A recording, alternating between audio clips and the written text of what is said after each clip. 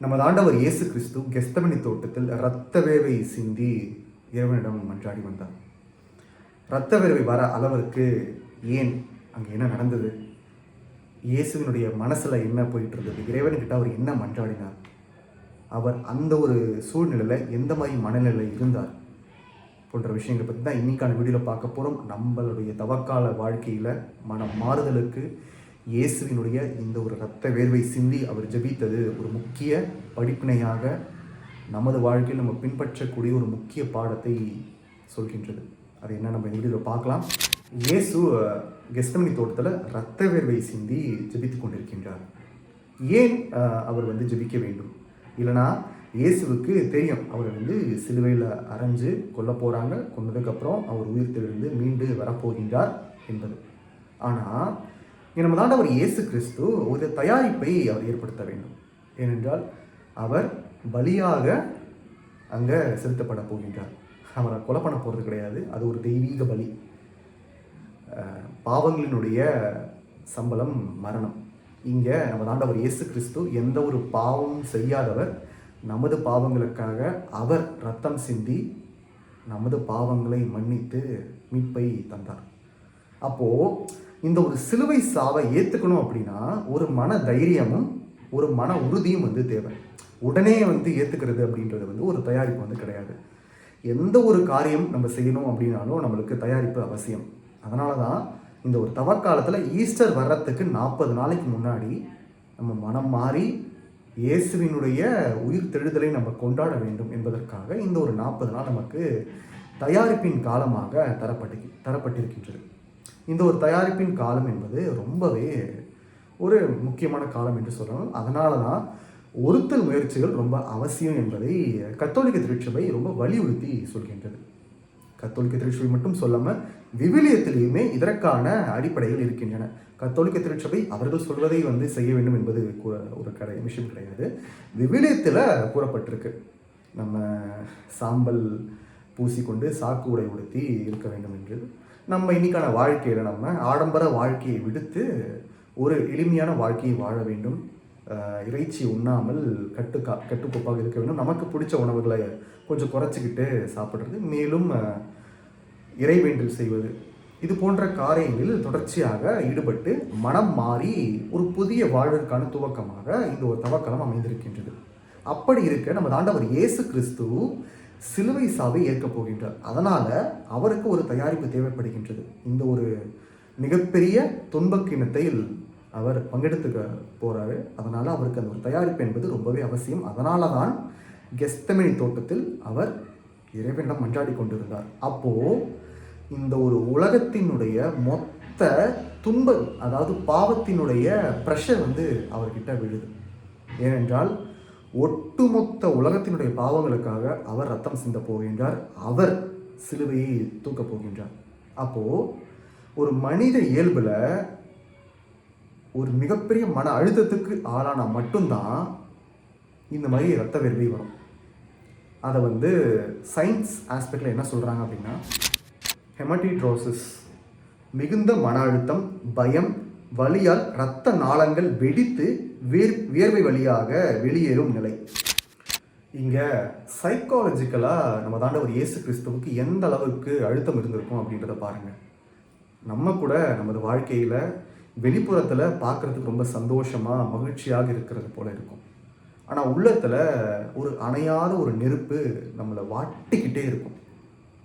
அது கடன் தொல்லையாக இருக்கலாம், இல்லைனா உறவுகளில் பிரச்சனையாக இருக்கலாம், பணி செய்யக்கூடிய இடத்துல நிம்மதி இல்லாமல் இருக்கலாம், நம்ம எதிர்காலத்தை நினச்சி கவலை இருக்கலாம்.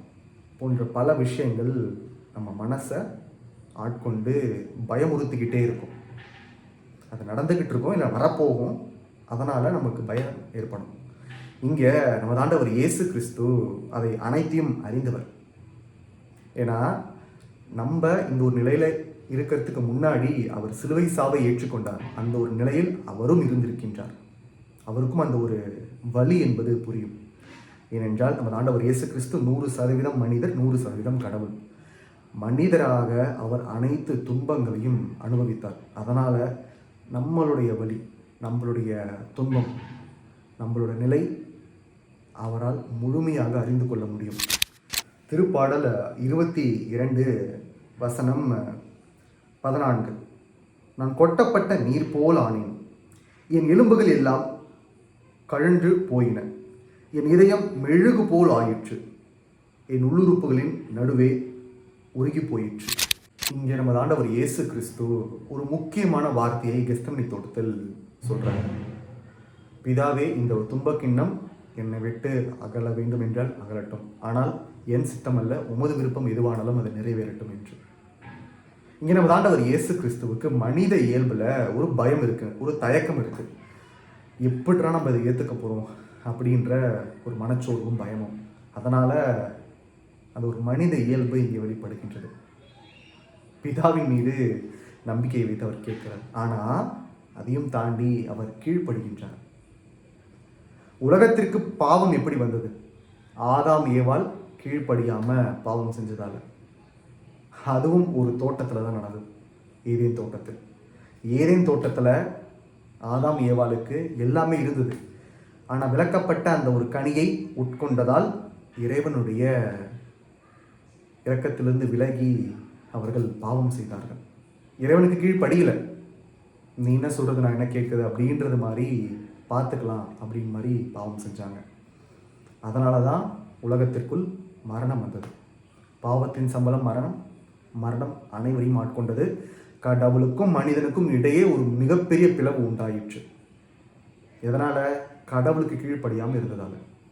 ஆனால் இங்கே ஒரு புதிய ஆதாம் ஏதேன் தோட்டத்தில் செஞ்ச பாவத்தை இங்கே அவர் திருத்து வைக்கின்றார். கெத்செமனே தோட்டத்தில் முழுமையான விசுவாசத்தோடு இறைவன்கிட்ட மன்றாடுகின்றார். அதனுடைய வெளிப்பாடாக அவருடைய மனித இயல்பும் மனித பயமும் இரத்த வியர்வை வர அளவிற்கு இரத்த நாளங்கள் வெடித்து வியர்வை வழியாக வெளிவந்து இரத்த வியர்வை விளக்கின்றார்.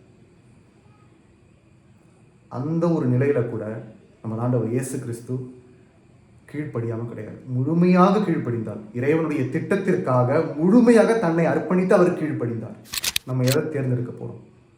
நம்ம ஆண்டவர் இயேசு கிறிஸ்து எப்பேற்பட்ட நிலை வந்தாலும் அவர் கீழ்ப்படிந்தார். அதை அவர் செய்து காட்டினார். இறைவன் மீது முழுமையான நம்பிக்கையை வைத்தார். ஆதாம் ஏவாள் அப்படி செய்யலை. நம்ம எதை சூஸ் பண்ண போகிறோம்? சிந்தித்து பார்க்க வேண்டும். நமது வாழ்க்கையிலும் நம்ம பல துன்பங்கள் துயரங்களை அனுபவித்து கொண்டிருப்போம். எந்த ஒரு நேரம் வந்தாலும் சரி, இறைவனை மட்டும் முழுமையாக நம்ப வேண்டும்.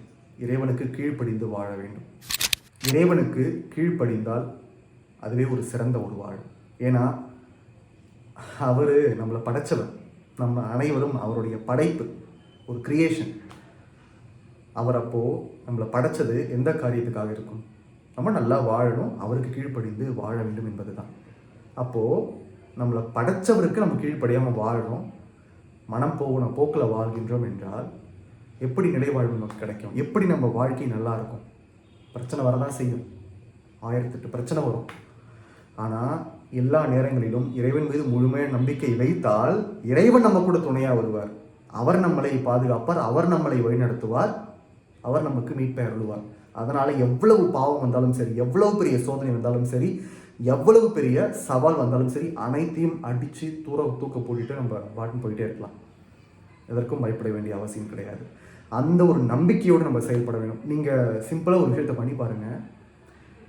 ஒரு காரியத்தை ஆரம்பிப்பதற்கு முன்னால் இறைவனிடம் அதை ஒப்பு கொடுத்து விட்டு முழுமையான நம்பிக்கையோடு ஜெபம் செஞ்சுட்டு அந்த விஷயத்தை துவங்குங்க. அந்த ஒரு விஷயத்தை வெற்றிகரமாக முடிக்கிற வரைக்கும் உங்களுக்கு ஒரு துணை கிடைக்கும். அந்த ஒரு வழி நடத்துதல் நிச்சயமாக நம்ம ஆண்டவர் இயேசு கிறிஸ்து நமக்கு ஒரு வழிகாட்டியாக இருந்து செயல்படுவார். அந்த ஒரு நம்பிக்கை நம்ம எல்லாருக்குள்ளேயும் இருக்க வேண்டும். இந்த ஒரு தவக்காலம் என்பது நமது நம்பிக்கையை வளர்த்து கொண்டு இறைவனுக்கு கீழ்ப்படிந்த வாழ்வை வாழ வேண்டும் என்பது தான். அதை உறுதியாக செய்வோம் என்று நம்ம உறுதி எடுத்துக்கலாம். கண்டிப்பாக நல்லதே நடக்கும். இந்த வீடியோ உங்களுக்கு பிடிச்சிருந்தது அப்படின்னா மறக்காமல் இந்த வீடியோவை லைக் பண்ணிவிடுங்க. உங்களோட ஃப்ரெண்ட்ஸ்கிட்டையும் இதை மறக்காமல் ஷேர் பண்ணுங்கள். மேலும் உங்களோட கருத்துக்கள் வரவேற்கப்படுகின்றன. ஸோ அதனால் உங்களோட கருத்துக்களையும் கீழே கமெண்ட் செக்ஷனில் மறக்காமல் தெரியப்படுத்திடுங்க. மேலும் நம்ம சேனலை இன்னும் எப்படிலாம் இம்ப்ரூவ் பண்ணலாம் அப்படின்ற சஜஷன்ஸையும் கீழே கமெண்ட்ஸில் சொல்லுங்கள். மேலும் உங்களுக்கு ஏதாவது வீடியோ சஜஷன்ஸ் இருந்தாலும் அதையும் நீங்கள் வந்து கமெண்ட் செக்ஷனில் சொல்லலாம். இயேசுவுக்கே புகழ், மரியே வாழ்க.